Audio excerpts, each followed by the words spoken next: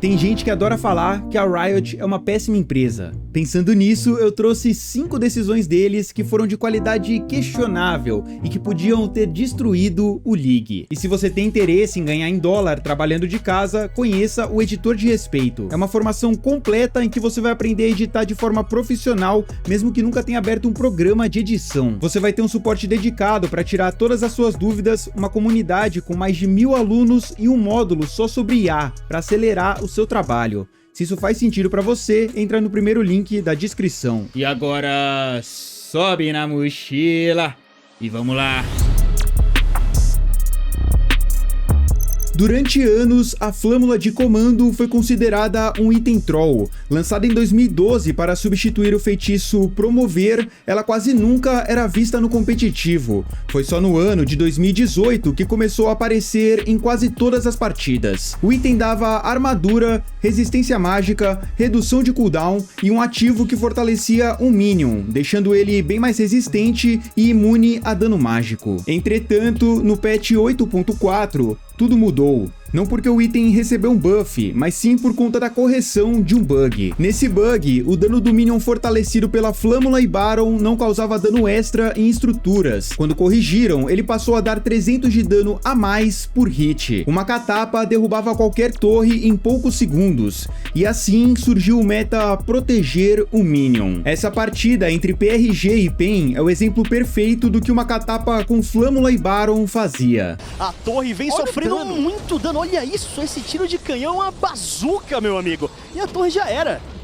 Olha de onde ele bate. Ele bate lá de longe, chefe. Lá de trás, o golpear nem faz cócegas nele ali. Enquanto isso, Takeshi vai empurrando a bot lane. Ele tá na T2 também. Tentativa de entrada agora. É muito veloz a equipe da Pro Gaming. Já foi eliminado. Agora o Tai perde o jogador da equipe da PEN. E pode perder muito mais. O Takeshi continua empurrando. Vai ser obrigado a voltar. Vem um teleporte do Skybart tancando no Minion. O Minion canhão lá atrás vai ajudando. E a Pro Gaming vai invadindo com tudo. E eles seguem o roteiro. O script está correto. A equipe da Pro Gaming já invade a base da equipe da PEN Game. Utiliza o Minion canhão até o máximo e vai até o inibidor. Campeões como Sion Mid viraram prioridade absoluta, só para fechar o item primeiro. O adversário ficava preso na rota, assistindo o Minion apelão destruir a torre. A situação era tão desesperadora que os suportes eram forçados a guardar o desmaterializador de Minions para matar o Minion buffado no late game. No patch seguinte, a Riot tentou nerfar. O multiplicador de dano em torres da Flâmula deixou de destacar com o multiplicador do Baron. Não adiantou, continuava quebrado. No 8.11, eles permitiram que o Minion fortalecido tomasse dano mágico.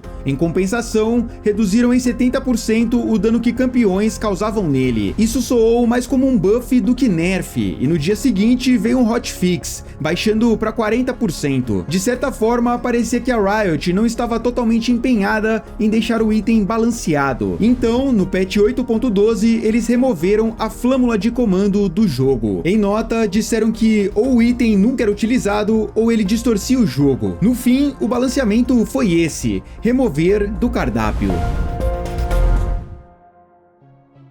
Em 2017, o Mundial foi dominado pelo meta do Turíbulo Ardente. Todo jogo era a mesma coisa: proteger o ADC, deixar ele farmar e ganhar no late game. A galera odiou, um jogo lento, previsível e chato de assistir. A Riot tentou consertar, só que a solução foi completamente desproporcional. Em 31 de maio de 2018, o patch 8.11 chegou, e junto com ele, um nerf pesado em todos os ADCs. Eles reduziram a armadura base, o dano de ataque inicial e a regeneração de vida, deixando o early game deles bem mais fraco. Com menos AD e armadura, as trocas na lane ficaram piores. Com menos regeneração, sofriam para continuar na rota. Também nerfaram a runa agilidade nos pés, que vários ADCs usavam, e para deixar tudo ainda pior, mexeram nos itens. O Gume do Infinito, o item mais importante para qualquer ADC de crítico, foi completamente destruído. Antes ele custava 3.400 de ouro, dava 20% de chance de crítico e 50% a mais de dano crítico. Nessa atualização, eles aumentaram o preço em 300 de ouro e nerfaram o item. Ele não dava mais chance de crítico, em vez disso, dobrava seu valor total. Ou seja, não tinha mais sentido comprar ele primeiro, tinha que ter outros itens para fazê-lo funcionar. A passiva de aumentar o dano crítico trocaram por uma conversão de 15% do dano crítico em dano verdadeiro. Além disso, deram um nerf pesado no último sussurro e aumentaram o valor de vários itens de crítico. Depois disso, diversos campeões diferentes começaram a aparecer na bot lane.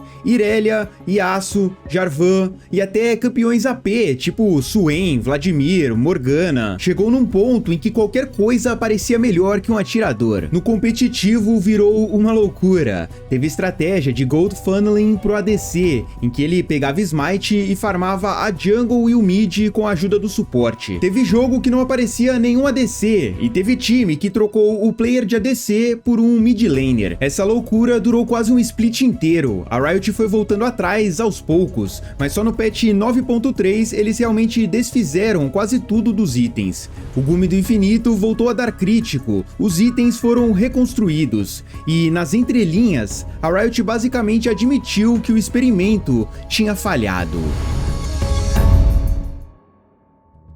No final de 2021, com a chegada da pré-temporada da Season 12, a Riot trouxe dois novos dragões para o jogo, o Hextech e o Quintech. O Hextech foi bem recebido, criava portais no mapa, deixava o jogo mais dinâmico, todo mundo curtiu. Já o Quintech foi um desastre. Cada vez que seu time o matava, ganhava um buff que dava até 5% de dano extra contra inimigos que tivessem mais vida que você. Até aí, ok, o problema não é o bônus, é a transformação do mapa. Quando o Quintech virava o dragão dominante, 4 zonas de névoa apareciam na jungle, 2 de cada lado. Qualquer campeão que entrasse nessa névoa ganhava camuflagem. Era a passiva da Evelynn emprestada para todo mundo. Isso destruiu completamente o jogo de visão. O time que estava perdendo não conseguia checar a própria jungle, ficava preso na base, sufocado, esperando o inimigo aparecer do nada e matar todo mundo. Mas calma que piora.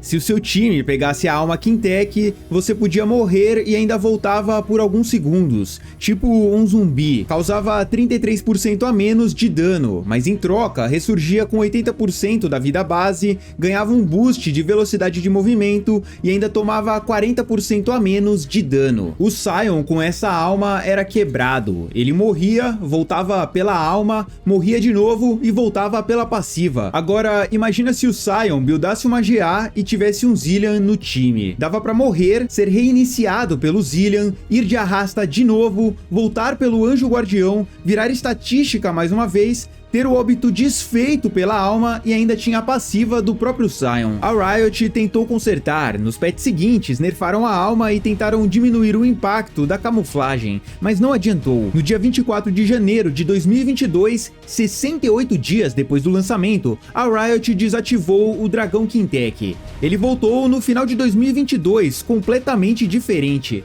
Sem zumbi, sem camuflagem. Era outro dragão com o mesmo nome, e esse sim continua no jogo até hoje. Todo começo de ano, a Riot lança uma Cinematic para marcar o início da temporada. Todo mundo para assistir, e todo ano eles entregam. Awaken bateu 131 milhões de visualizações. Warriors, 170 milhões. The Call, 168 milhões. A cada ano ficava melhor, a expectativa para 2023 era gigante. Então, no dia 10 de janeiro de 2023, saiu The Brick of Infinity, uma borboleta voando pelo mapa de Summoner's Rift. Sem campeões, sem luta, sem nada. 2 minutos de pedra, grama e rio, com uma narração de frases motivacionais genéricas. A comunidade não acreditou, achou que era pegadinha, que aquilo era só uma introdução e a verdadeira Cinematic seria lançada depois. Só que não saiu. O vídeo bateu recorde de dislikes. Em poucas horas já tinha mais rejeição do que qualquer outra Cinematic. A teoria, que vinha crescendo há meses, pareceu se confirmar. O League tinha virado segundo plano e o foco era o Valorant. Nos comentários, a galera desceu a lenha na Riot. No dia seguinte, fizeram uma thread no Twitter admitindo que erraram. Falaram de circunstâncias sem precedentes que forçaram uma abordagem alternativa. 2 dias depois, lançaram um vídeo de desculpas e prometeram que 2024 seria diferente.